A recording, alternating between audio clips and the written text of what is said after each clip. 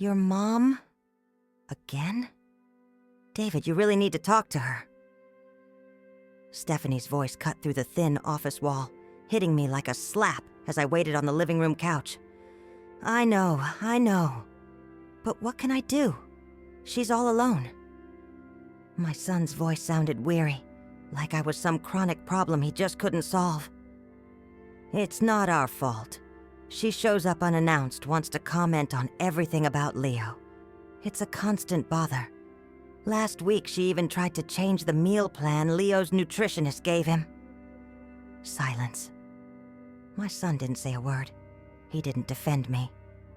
Look, Stephanie continued, her voice sharper. My mom would never do that. She respects our space. Patty needs to understand this is our family now. My hands trembled, clutching the warm apple pie I'd baked with so much love. The same pie I'd made for David since he was a little boy. The same recipe he'd called the best in the world when he was 10. I felt a bitter taste rise in my throat. I placed the pie gently on the coffee table and slipped out without a sound. The housekeeper saw me at the door, her eyes full of pity. She knew. Maybe everyone knew, except me. You must be wondering how I got to this point, how a mother who dedicated her life to her son becomes such a burden. It didn't happen overnight. It all started about 3 years ago when Robert, my husband, passed away. 42 years of marriage ended with a sudden heart attack on a regular Tuesday. He went out for bread and never came back. Just like that. The life we built together in our house in Asheville, North Carolina, suddenly felt too big, too quiet. It was David who suggested the move. Mom, you can't stay in that huge house alone, he'd said, holding my hands during the wake. Come to Atlanta. Be closer to us. Stephanie had agreed, smiling. It would be wonderful to have you nearby. Leo would love to see Grandma more often. Leo, my sweet grandson. Only 5 at the time. He was my light through the grief. His spontaneous hugs, the way he'd ask, Grandma, tell a story? Gave me a reason to keep going. I sold the house where I'd lived for decades. Every room held memories. The mark on the kitchen wall showing David's growth spurts. The bedroom Robert and I shared. The garden I'd tended with such care. I sold almost all the furniture, too. It won't fit in the apartment in Atlanta, Mom, David explained. And they're old things. You can buy new. Old. Like me. I bought a small apartment 10 minutes from their house. 1 bedroom, living room, kitchen, and bath. Enough for 1 person, they said. In the first few weeks, David and Stephanie came by almost every day. They'd bring Leo, ask if I needed anything, invite me for dinner. We're so happy you're close now, Stephanie would say as I served coffee. It's so much easier this way. Easier for whom? I wonder now. Soon we settled into a routine. I'd pick Leo up from school on Tuesdays and Thursdays. He'd come to my apartment. I'd make him a snack. Those mini cinnamon muffins he loved so much, and help him with his homework. Sometimes when David and Stephanie had evening commitments, Leo would sleep over. Grandma, tell the story about your old cherry tree again, he'd ask, tucked under the covers. And I'd tell him about my childhood in North Carolina, about the chickens I fed, about the old cherry tree I used to climb in secret. Leo listened, fascinated as if they were fairy tales. During school breaks last year, I spent weeks looking after him, while David and Stephanie traveled for work. Those were wonderful days. I took him to the park, taught him to bake bread, showed him how to grow beans in a jar. Small things my mother taught me that I taught David and now passed on to Leo. You're an angel, Patty. Stephanie said when they returned. I noticed the way she just said Patty then, instead of Mom or Grandma, which she used to use. It was subtle at first. The invitations for Sunday dinner started getting scarce.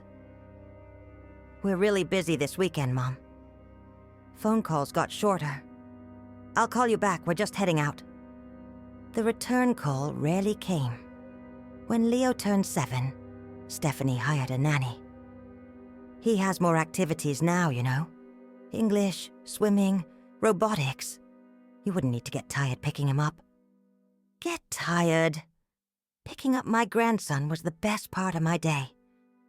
Tuesdays and Thursdays turned into just Tuesdays. Then, when we need you. And they needed me less and less. I started calling more, showing up unannounced. I'd bring cakes, cookies, meals I knew they liked. Sometimes I'd find the house empty. They went out for dinner. The housekeeper would inform me. Why didn't you tell me you were going out? I'd ask David later. Oh, it was last minute, Mom. We didn't want to bother you. Bother. The word was already there, I just hadn't realized it. When Leo turned 8, I offered to help organize his party. No need to worry, Patty. We've already hired everything. Stephanie smiled that polite but distant way. The way you smile at a neighbor, not a mother. The party was at a super expensive venue. There were clowns, magicians, a superhero theme that must have cost a fortune. I stood in a corner, watching. Stephanie circulated among the guests, parents of Leo's school friends, her work colleagues, her family. David by her side, smiling, taking pictures. Grandma, look what I got. Leo ran up to me, showing off a new video game. That's wonderful, sweetheart. I handed him my gift, an album I'd put together with old photos, including some of David as a child. This is so you can learn a little about our family history. Leo opened it, flipped through quickly. Cool, Grandma. Can I go play now? The album was forgotten on a table. By the end of the party, I couldn't find it anymore. The following weeks were even quieter. I'd call, leave messages. We're busy, Mom. Work, Leo's school, commitments. I started feeling invisible. There were days the only person I talked to was the supermarket cashier or the building doorman. Until last Thursday, when I decided to make that apple pie. My mother's recipe. The one David loved so much. It's the best pie in the world, Mom, he'd say as a child, his face smeared with cinnamon. I didn't announce I was coming. Maybe that was my mistake. Or maybe it was my salvation. The housekeeper opened the door, smiling when she saw me. Patty, what a pleasant surprise. I brought a pie for David. Is he home? Yes, he's in the office with Stephanie. I'll call him. You can wait in the TV room. I sat on the couch, the pie still warm in my hands. That's when I heard the voices. I wasn't trying to listen, but the walls in that house were never very thick. Your mom? Again? And then came the word. Bother. I was a bother. I walked home that day, even though it was almost a 20-minute walk. I needed the air, the movement to feel like I was still alive. Tears blurred my vision, but I kept walking. When I got to my small apartment, I looked around as if seeing it for the first time. The photos on the walls, David as a child, Leo as a baby, Robert and I on our wedding anniversary. Memories of a life that felt increasingly distant. I sat in the armchair I'd brought from my Asheville house, one of the few pieces I insisted on keeping, and let the tears flow freely. I cried for hours, until I had no more tears. I remembered how many sleepless nights I spent when David had a fever. How I held his tiny hand, crossing the street. How I worked 2 jobs after Robert lost his, just to make sure David could stay in private college. I remembered how I stayed by his side in the hospital when Leo was born prematurely. How I spent weeks sleeping in an uncomfortable chair so he could go home and rest for a few hours. Go, son. I'll stay with the baby. You need to be strong to take care of him later. So many sacrifices, so much love, to become a bother. That night, I couldn't sleep. I lay looking at the ceiling, replaying every moment of the past few years, trying to understand where I went wrong. Was I too intrusive? Did I offer opinions when I shouldn't have? Showed up uninvited too many times? Or maybe I just got old. And old people are naturally bothersome in a world that only values the new, the fast, the productive. The next morning, I made a decision. I opened my laptop, a Christmas gift from David last year. So you can stay connected, Mom. And started searching. Bus tickets, places to visit, possibilities. I remembered Helen, my friend from nursing school. We hadn't seen each other in years, but we kept in touch by phone and, more recently, by text. She'd moved to St. Augustine, Florida, after retiring as a teacher, bought a small bed and breakfast near the beach. "Come visit, Patty," she'd always say. "It'll do you good. The ocean heals everything." I never accepted the invitation. There was always an excuse. David and the family might need me. Leo might get sick. What if they called me for Sunday lunch and I wasn't there? How foolish of me. I called Helen that morning. "Patty, what a pleasant surprise." Her voice was warm, genuinely happy to hear from me. "Helen, is that invitation to visit St. Augustine still open?" "Of course it is. When do you want to come? I have a little room with an ocean view you'll love." "Would next week be possible?" "That would be perfect. We're in the off-season, the town is quiet. I'll pick you up at the bus station." I bought the ticket for Tuesday. 5 days in St. Augustine. This would be my first trip alone. Well, actually, it would be my first trip alone. I'd always gone with Robert, or to visit David, or to take care of some family member. Never just for myself. On Sunday, just as I expected, David called. His voice sounded forcibly cheerful. "Mom, everything okay? We're having Sunday dinner here today. Stephanie's making that lasagna you love." Lasagna. I loved. Stephanie had never gotten my lasagna right. Always too much sauce, not enough pasta. But I smiled into the phone, as if he could see me. "Thanks, honey, but I won't be able to make it. I'm busy." "Busy? Doing what, Mom?" The surprise in his voice was almost comical, as if it were impossible for me, a 67-year-old woman, to have anything important to do. "I'm reorganizing my life," I replied with a calm I didn't even know I possessed. "I'm going to visit your Aunt Brenda in Nashville next week. Might stay there for a while." Brenda wasn't really his aunt, but an old neighbor, he called that out of fondness. She'd moved to Nashville years ago. It was a small, harmless lie. I didn't want him to know about St. Augustine yet. That was just for me. The silence on the other end of the line told me everything. Relief. That's what I heard. "Oh, that's great, Mom. You deserve a little trip." I hung up the phone and looked at the bus ticket on the table. St. Augustine, not Nashville. A small act of rebellion at 67. I spent the rest of Sunday packing a small suitcase. I separated light clothes, a straw hat I'd bought years ago and never worn, sunscreen. At the back of the closet, I found a floral dress Robert had always liked. "You look beautiful in it, Patty," he used to say. I hadn't worn it since he died. I packed it. On Monday, I went to the bank and checked my savings. It wasn't much, but it was enough. Selling the house back in Asheville had left me with a small financial cushion.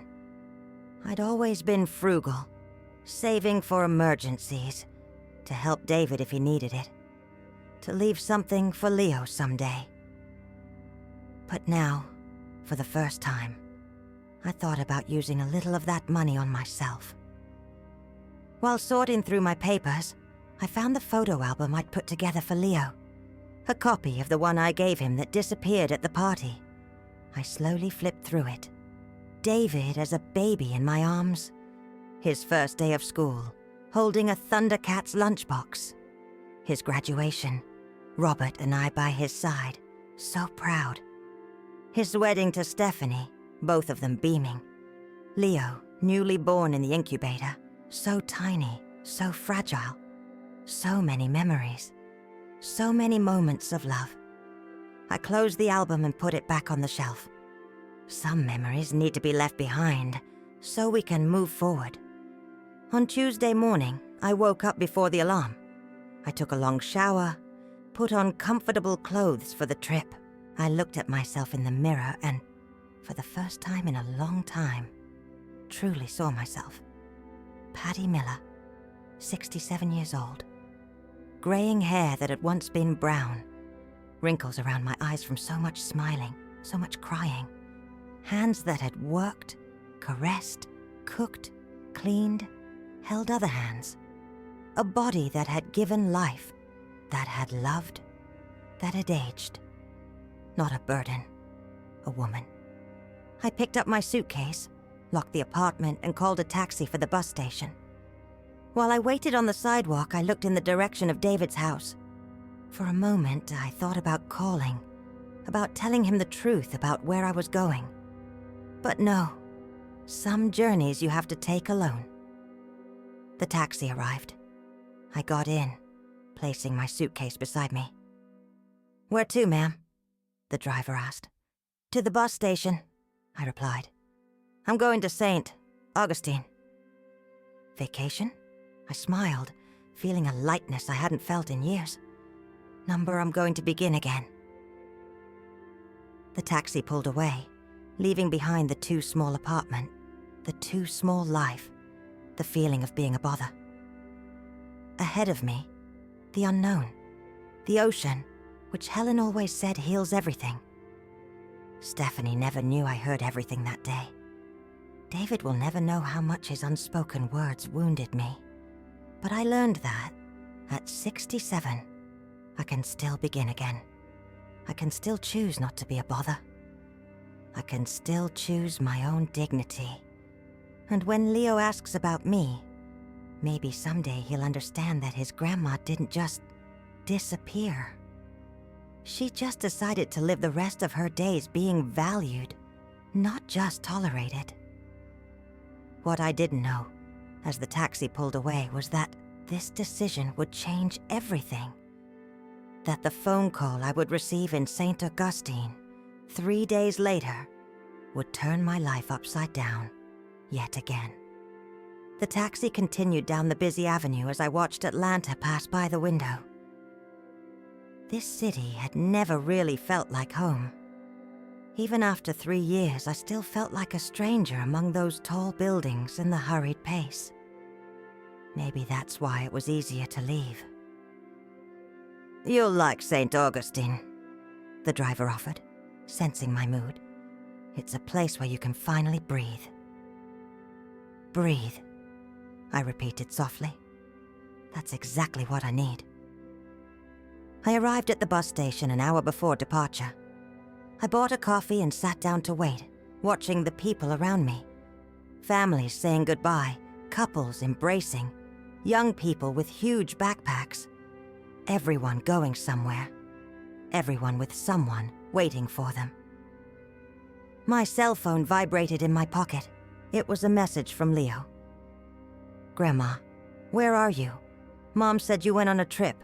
Are you bringing me a present?" I smiled at the screen. At least for him, I still mattered. "Grandma went to rest a little, my love. And of course, I'll bring you a present. I love you very much." I turned off my phone after that. I didn't want David or Stephanie calling me. I didn't want explanations or forced goodbyes. This trip was mine. just mine. The bus ride lasted almost 6 hours. I watched the landscape gradually change, the buildings giving way to mountains, the gray transforming into green, and finally, the blue of the ocean appearing in the distance. When I stepped off the bus in St. Augustine, I felt the humid, salty air fill my lungs. Helen was there, as promised. Even after so many years, I recognized her immediately. The same lively eyes, the same wide smile, just with more wrinkles around them. Marks of a life well lived. "Patty!" She hugged me tight, as if we were teenagers again. "You finally came!" Her hug broke something inside me, something I'd been holding on to for a very long time. Tears came without warning, wetting her shoulder. "Hey, it's okay," she whispered, patting my back. "Whatever it is, it's over. You're here now." I wiped my tears, a little embarrassed. "Sorry. I guess I'm more tired than I thought." "Don't apologize. Let's go to the inn. I've prepared the best room for you." Helen's Inn was just a few minutes from the historic district. A restored colonial house with white walls, blue windows, and a blooming garden in the back. My room had a small balcony with an ocean view. "It's perfect," I said, putting my suitcase on the bed. "Rest a little. Later we'll have dinner together, and you can tell me what really brought you here." Helen smiled, squeezing my hand. "And I'm pretty sure it's not just my wonderful company." After she left, I opened the balcony doors and let the sea breeze in.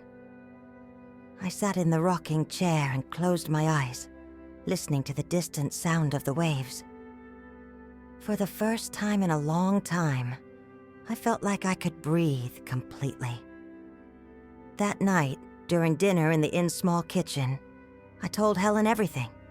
About Robert, about moving to Atlanta, about David and Stephanie, about being called a bother. "You know what hurts the most?"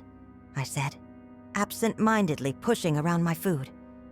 "It's that I truly believed I was helping, that my presence was important to them." Helen poured me more wine, and maybe it was, at first. But people change, Patty.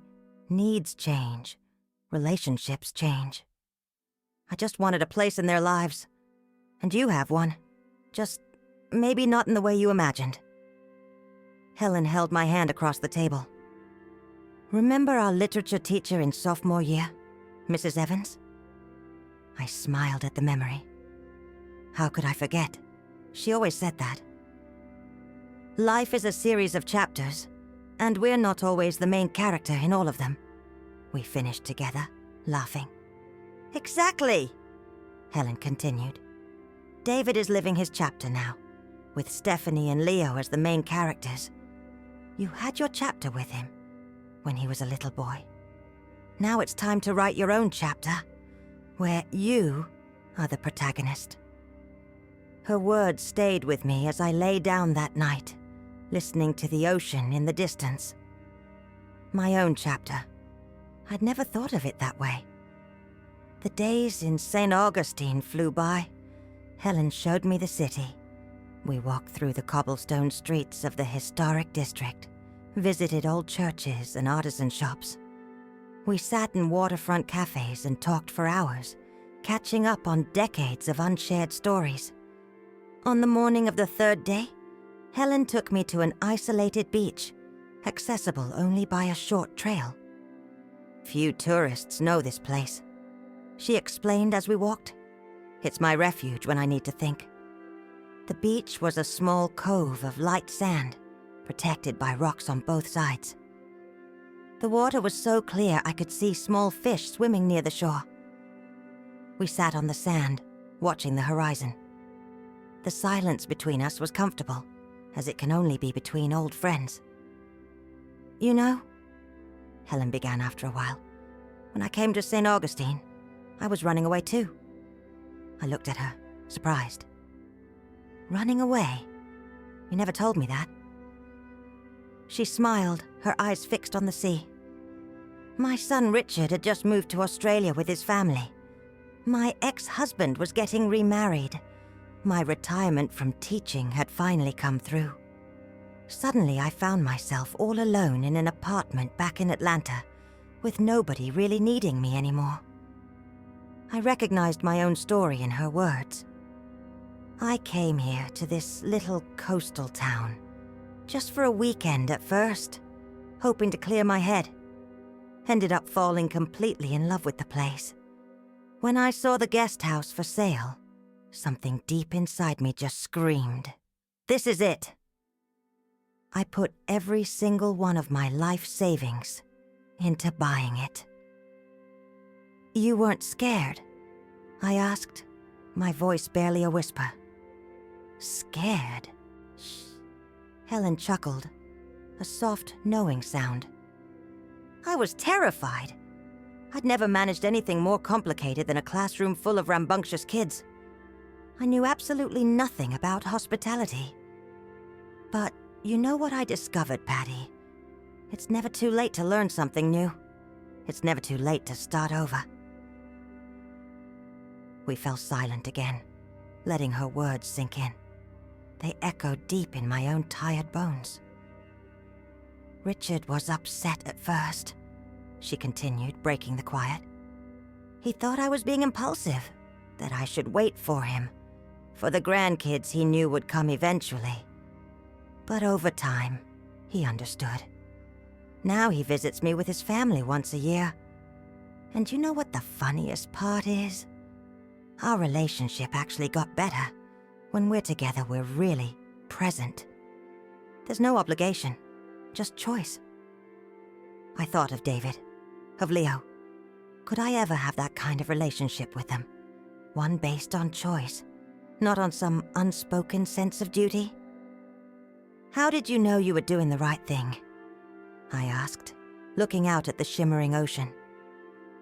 Helen scooped up a handful of sand and let it trickle through her fingers, grain by grain. I didn't know. I just felt like I had to try. That if I didn't, I'd spend the rest of my life wondering, what if? That afternoon, we walked back to the guest house in comfortable silence, each of us lost in our own thoughts. When we arrived, Helen handed me a key. What's this? The key to the guest cottage out back. It's been empty for a few months. I thought maybe you'd want to take a look. The guest cottage was small, but charming. A living area with a kitchenette, a spacious bedroom, and a full bathroom. It had its own private entrance and a tiny sun-drenched garden. It's lovely, I murmured, running my hand along the smooth kitchen counter. I'm thinking of renting it out seasonally, Helen explained. But it could also be, well, a place for someone to stay longer. If that someone wanted to, of course. I looked at her, understanding what wasn't being said. My heart pounded a little faster. Helen, I couldn't possibly... I'm not offering charity, Patty. I'm getting older, and this guest house is a lot of work. I could really use the help. Someone to manage the bookings, greet guests when I'm busy. Maybe even whip up those mini cinnamon muffins you always made so well. Are you offering me a job? I'm offering you a possibility. Think about it. I went back to my room, my head spinning. Stay here, in this beautiful coastal town? Work at Helen's guest house? It was an absurd idea. I had my apartment back in Atlanta. I had David. I had Leo. But did I really? The apartment was just a place to sleep. David had made it clear my presence was an inconvenience. And Leo? Well, Leo was growing up. Soon he'd have his own interests, his own friends. I picked up my cell phone, which I'd kept turned off during the entire trip. As I powered it on, a flood of messages and missed calls popped up. Most of them were from David. Mom, where are you? Call when you can. Mom, Aunt Brenda called asking about you. You didn't go to Nashville? We're worried. Please get in touch. The last message was from just an hour ago. Mom, please call. Something happened with Leo. My heart lurched into my throat. Leo? What could have happened? My hands trembling, I dialed David's number. He answered on the first ring. Mom. Thank God. Where are you? I'm in St. Augustine with my friend Helen. What happened to Leo? St. Augustine? But you said... He stopped and I could hear his ragged breath on the other end. It doesn't matter now. Leo fell at school today, broke his arm. Nothing serious. They already put a cast on it, but he's asking for you. He won't stop crying. He wants Grandma. I closed my eyes, a wave of relief washing over me, quickly followed by a pang of guilt. Is he okay? Are you sure? Yes, it was a simple fracture. But he's scared. When can we pick you up at the bus station? I hesitated, looking out the window at the distant sea. David, I need to tell you something. I sat on the edge of the bed and told him everything. About overhearing their conversation that day. About how I felt being called an inconvenience. About my decision to come here instead of Nashville. There was a long silence on the other end. Mom, I don't know what to say. I didn't know you heard that. I wasn't supposed to, but I did. More silence. Then, to my surprise, I heard a sniffle. David? Are you crying? I'm sorry, Mom. His voice was thick with emotion. I've been a terrible son. I let Stephanie talk like that. I didn't defend you. I didn't realize how you were feeling. Son. No, please let me finish. I've been selfish. You've always been there for me. Always. When Dad lost his job, when Leo was born, premature. And how did I repay you? By treating you like an inconvenience, I finished softly. Yes. He took a deep, shaky breath. I am so sorry, Mom. So truly sorry. Please, come back. We'll talk. We'll fix this. Leo needs you. I need you. I closed my eyes, tears tracing paths down my cheeks. How easy it would be to say yes, to grab the next bus back, to resume my life in Atlanta, to go back to being the mother, the grandmother, always available, always present. But something had shifted inside me during those days, in this quiet town. Something had awakened. David, I love you too. And I love Leo more than anything. But I'm not coming back right now. What? But Mom... Listen, son. For the first time in my life, I'm thinking about myself. About who I am beyond just being a mother and a grandmother. Helen offered me a job here at her guest house. I'm considering staying for a while. Stay? In St. Augustine? But what about your apartment? What about us? The apartment can wait. As for you two, I took a deep breath. You'll always be my family, my heart. But I need this time for myself. To discover who Patty Miller is, apart from David's mom and Leo's grandma. There was another long silence. When David spoke again, his voice was calmer, more sober. Are you sure about this, Mom? No, I replied honestly. I'm not sure about anything, but I want to try. And Leo, he's going to be devastated. Tell him Grandma's on an adventure, that I'll visit him soon and tell him all about it, and that he can come visit me for his next vacation. This town has beautiful beaches. He'll love it. We talked for a few more minutes. We agreed I'd call Leo later that night to calm him down. Before we hung up, David said something that stuck with me. Mom, I never thought of you as a person separate from us, you know? It was always my mom, Leo's grandma. Never just Patty. I think I need to learn to see you differently. Me too, son. I replied. I also need to learn to see myself differently. That night, sitting on the porch of my room, I called Leo. His little voice, excited on the phone even with the pain of his broken arm, filled my heart. "Grandma, where are you? I fell at school, look." He tried to show me his cast through the phone, making me smile. "I'm in a beautiful town near the ocean, my love. It's called St. Augustine. Does it have a beach? Does it have fish? Can I come?" "It has all that and so much more. And of course, you can come visit me. I'll talk to your dad about bringing you during your next vacation." "Promise?" "I promise, my love." We talked for a few minutes about his accident, about school, about his new video game. Before hanging up, he said something that caught me by surprise. "Grandma, Daddy was crying today." "He was?" "Yeah. He thought I didn't see him, but I did. He was looking at a picture of you and crying. Then he saw me and said he missed you." I felt a knot tighten in my throat. "I miss you too, my love." "Then come back soon." "I'll visit you soon, I promise. But for now, Grandma needs to stay here for a little while." "Why?" "How do you explain something to an 8-year-old when you barely understand it yourself?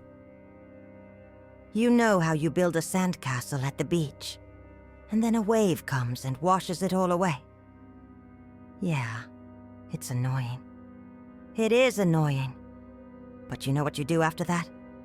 Build another castle." "Exactly. Grandma's building a new castle now, one just for her." He seemed to think about it for a moment. "Can I help build your castle when I come visit?" I smiled, with tears in my eyes. "Of course you can, my love. I'll save a special spot just for you." After hanging up, I gazed at the starry sky above St. Augustine. So different from the sky back in Atlanta, where the city lights always blurred out the stars. Here they shone intensely, like possibilities. The next day, I accepted Helen's proposal. We decided I'd stay for 3 months initially, as a trial period. If it worked for both of us, we could extend it. "I'll need to go back to Atlanta to sort some things out," I explained during breakfast. "Get more clothes, deal with the apartment." "Of course," Helen agreed. "The guest cottage will be waiting for you when you get back." I called David and explained my decision. To my surprise, he was understanding. "If that's what you want, Mom, I'll support you. Can we pick you up at the bus station when you come back to Atlanta? I'd like to talk in person." "Of course, son. I'll arrive Friday." The return to Atlanta was different from my departure. There was no longer that feeling of escape, of desperation. There was a purpose, a plan. David and Stephanie were waiting for me at the bus station, just as promised. Leo wasn't with them. He was at school, they explained. Seeing my son, I felt a familiar pang in my chest. He looked tired, with deep circles under his eyes. Stephanie surprised me with a hesitant hug. "Patty, it's good to have you back." I noticed the Patty again, but this time it didn't sting as much. On the way to my apartment, David drove in silence. Stephanie tried to fill the silence with questions about St. Augustine, about Helen's guest house, about Helen herself. I answered politely, but the tension was thick in the air. When we arrived, David insisted on coming up with me. Stephanie stayed in the car, saying she needed to make a few work calls. As soon as we stepped into the apartment, David just collapsed. There's no other word for it. He simply sank onto the sofa and started to cry like I hadn't seen him cry since he was a little boy. "Son, what is it?" I sat beside him, holding his hand. "I'm a failure, Mom," he sobbed. As a husband, as a father, as a son, I'm failing at everything. What are you talking about? You have a good job, a beautiful family. Stephanie asked for a divorce. The news hit me like a punch to the gut. What? When? 2 weeks ago. She said she's not happy, that we've drifted apart. We're trying to keep up appearances for Leo's sake, but... He wiped his tears. She's already looking for another apartment. Oh, David. Why didn't you tell me sooner? He gave a bitter laugh. And worry you? Besides, you were right to distance yourself. After I heard what Stephanie said about you that day, I realized she talks about me like that too, when I'm not around. What kind of marriage is that? We sat in silence for a moment, letting it all sink in. The worst part, he continued, is I can't even totally blame her. I've changed, Mom. I've become this bitter man, always worried about money, about status. I forgot what really matters. I took his hands in mine, just like I used to when he was little and scared of thunderstorms. Son, we all make mistakes. The important thing is to recognize them and try to fix what can still be fixed. Do you think there's still something to fix between me and Stephanie?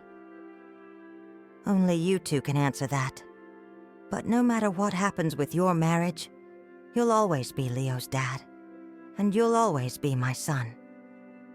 He hugged me tight, a hug I hadn't felt in years. Forgive me, Mom, for letting Stephanie talk that way, for not realizing how you felt.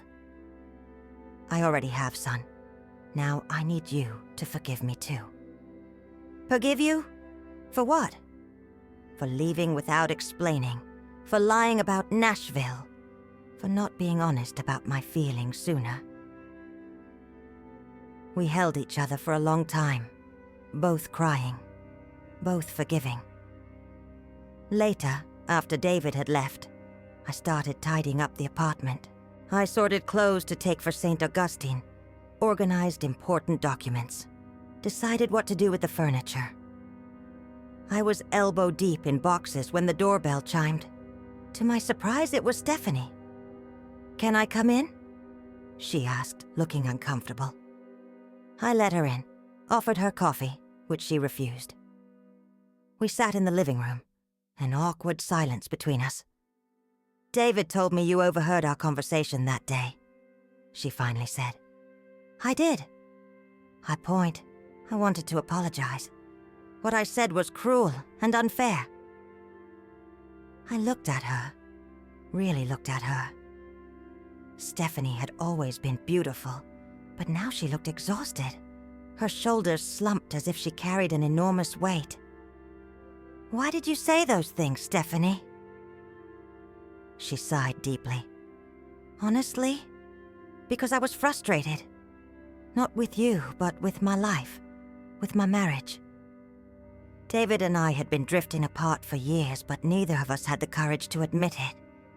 It was easier to blame external factors. His work, my mom who never helps, you who help too much. I understand.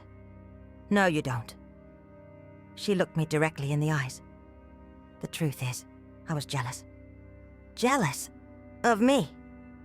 Of your relationship with Leo? The way he lights up when he talks about Grandma. The mini cinnamon muffins he says are the best in the world. The patience you have to listen to his same stories endlessly. She wiped a tear. I never had that with my own mom, you know? She was always distant, too busy with her career. And somehow, even though I'm Leo's mother, I feel like I can't be for him what you are. Her words completely blindsided me. I'd never imagined that Stephanie, always so confident, could feel insecure as a mother. "Stephanie, you're a great mom. Leo adores you."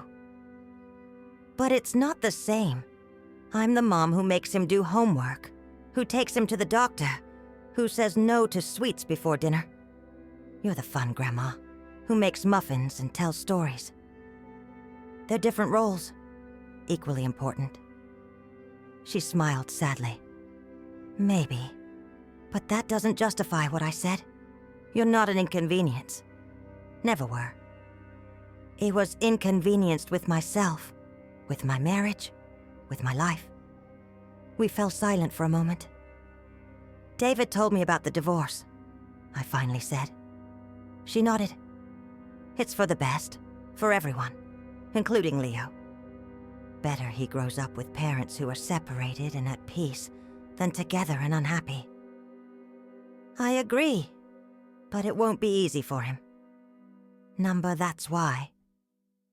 She hesitated. That's why I came to ask you something. I know you've decided to stay in St. Augustine, and I respect that. But Leo is going to need stability in the coming months. He'll need to know that, even with his parents separating, other people he loves are still present. You want me to come back? I want you to do what's best for you. But I also want you to know that, unlike what I said that day, you were never a bother to Leo. He misses you every day. Her words touched my heart. Thank you for telling me that, Stephanie. Before she left, she hugged me. A genuine hug this time, not those formal ones from before. Good luck in St. Augustine, Patty. Or should I say, Mom? I smiled. Patty's fine. We're starting over, aren't we? In the following days, I organized everything for my temporary move to St. Augustine. I decided not to sell the apartment yet. I rented it out for 6 months to a couple of university professors. The rent would give me extra income while I worked with Helen. David came to visit me every day, sometimes bringing Leo. My grandson was fascinated by the idea of Grandma living near the beach. Can I come for summer break? Can I bring my friend Jake? Are there sharks there? I laughed at his endless questions. Of course you can come.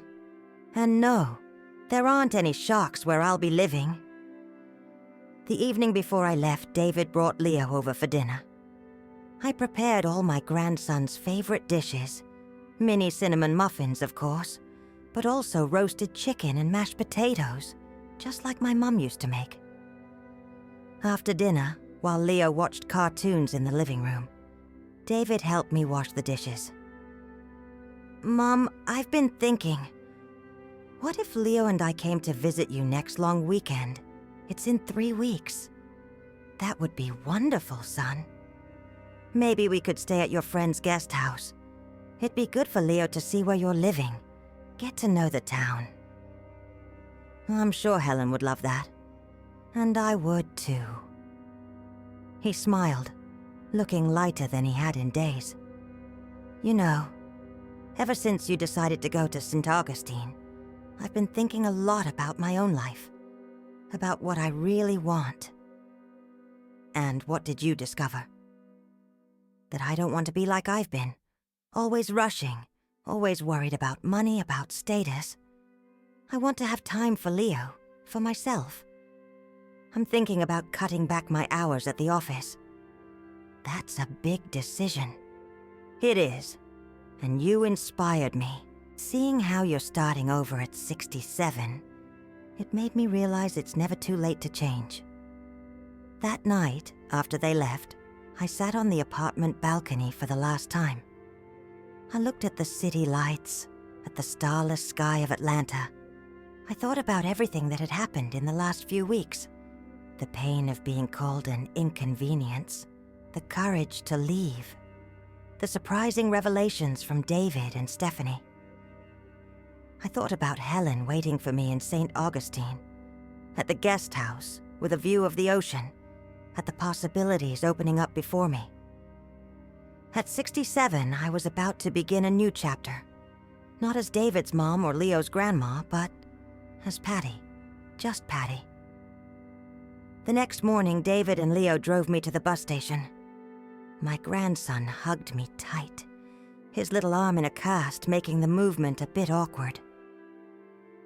Grandma, don't forget to save seashells for me. And take pictures of the fish. And make muffins when I visit. I promise, my love. All of those things. David hugged me last, holding me as if he feared letting me go. I'll call you as soon as I get there, Mom. I know you will. Just take care, Mom. And remember, you'll always have a place with us, whenever you want to come back. Thanks, son. That means a lot. As the bus left Atlanta, I didn't feel the same anguish as on the first trip. Desta vez, no stava fugindo. I wasn't running away. I was going towards something new. Helen was at the bus station in St. Augustine, just like the first time. Beside her, a woman about 70 years old, whom I didn't know. Patty, this is Patricia, my new guest. She arrived yesterday from out of state. Patricia smiled, extending her hand. Helen told me about you. I'm also starting over after 60. Looks like we're forming a club. We laughed together, 3 gray-haired women in the middle of the St. Augustine bus station, drawing curious glances from the younger ones. Ready? Helen invited. I prepared a special lunch to celebrate your return. As we walked to the guest house, I smelled the sea, heard the sound of birds, observed the intensely blue sky. I felt a peace I hadn't experienced in a long time. Stephanie never knew I heard everything that day, but now it didn't matter anymore. What mattered was that, at 67, I had found the courage to choose my own happiness. To be not just tolerated, but valued. To be the protagonist of my own story. And when Leo asked me, on his next visit, why I chose to live in St.